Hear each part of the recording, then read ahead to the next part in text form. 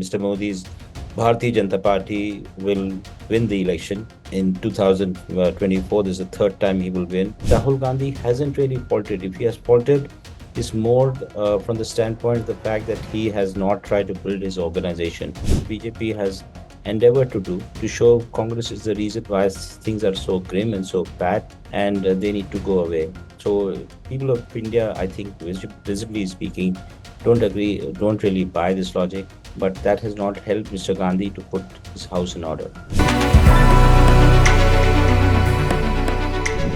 So these are not just my expectation, but the general expectation of the media as well as the masses is that Mr. Modi's Bharatiya Janata Party will win the election in 2024. This is the third time he will win if these expectations turn out to be true.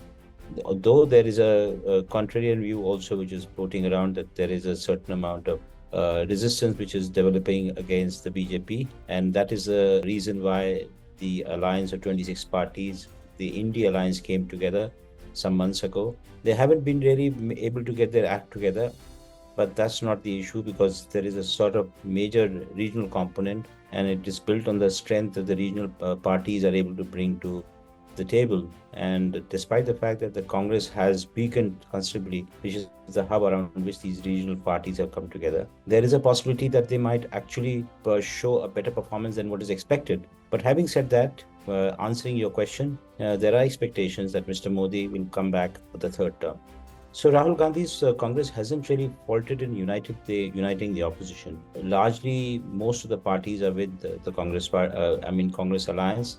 26 parties, as I mentioned, big and small. All the states are largely with the Congress. But having said that, the Congress in itself is organizationally very weak and decrepit. There are two successive losses where they managed to get some 40 odd seats in 2014 and 2052 seats in 2019 have actually made them look very, very weak in comparison to the BJP, which is soaring, which is becoming bigger, more affluent, with more muscle than what they started off in 2014. So in a certain way, Rahul Gandhi hasn't really faltered. If he has faltered, it's more from the standpoint of the fact that he has not tried to build his organization. And this is also one of the reasons why Congress doesn't give an impression of coming to power. Having said that, it has not been easy for Congress to re-emerge as a party of some substance, primarily because I think it has been targeted by the BJP in terms of weaning away many of their leaders from them, taking away the cadres, trying to show that the Congress is a party of yesterday. They ran a campaign in the last 10 years which was say India free from Congress, Congress Mukt Bharat as they would call it. And that didn't really work out because Congress managed to win a few state elections and remained afloat. But that is what the BJP has endeavored to do, to show Congress is the reason why things are so grim and so bad, and they need to go away. So people of India, I think, visibly speaking, don't agree, don't really buy this logic, but that has not helped Mr. Gandhi to put his house in order. I think there is a issue with the BJP on the issues of secularism and democracy. They disagree with the Nehruvian secularism from the very early days. In fact, their earlier avatar of Bharatiya Jansangh and Hindu Mahasabha and everything else that preceded them pre-1947, before India was partitioned into Pakistan and us, they have rather been consistent. In fact, during the time when India became independent and the business of writing the constitution was undertaken, you had a very strong voice coming in, both within the Congress party and outside, that this is the first time the Hindus have come to power. So why resort to secularism? And Hindus are naturally secular. So there is no reason why they should be forced to resort to secularism in the constitution. So this was defeated, or it was overwhelmed by Jawaharlal Nehru, India's first prime minister.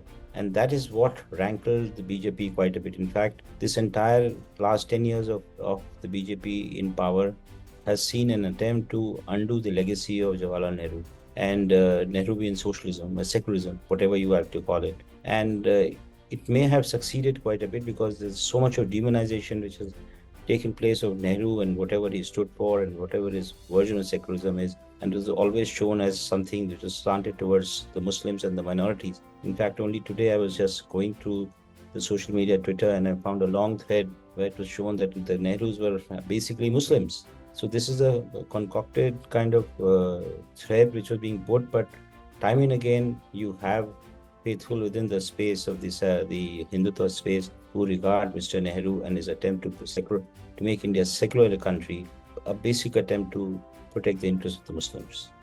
I think by and large there is a India has had elections. It's not that India doesn't have elections.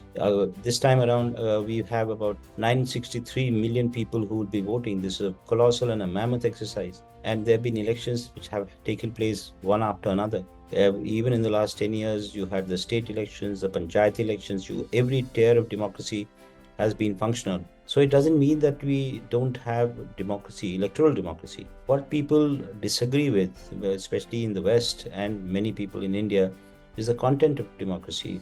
What kind of rights people have, whether they can express their dissent, whether they can really talk, whether you have a free media. So those are the things that worry somewhat than what it was. It's not that media has been free in South Asia or your country or my country. Media is largely managed in a manner that doesn't really give an impression that it's free, but it serves the interests of people who are in power.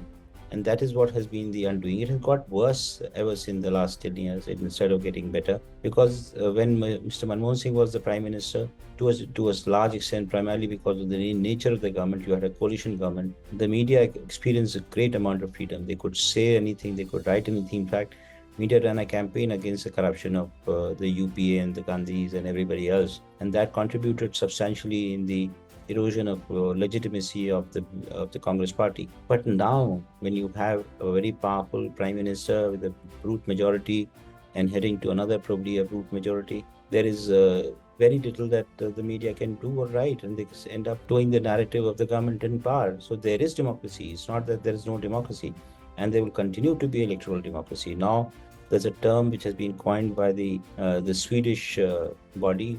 They call it electoral autocracy. So the elections provide legitimacy to the autocracy of the individuals, but that is how it is going to play out to be no better than what we've seen in different countries.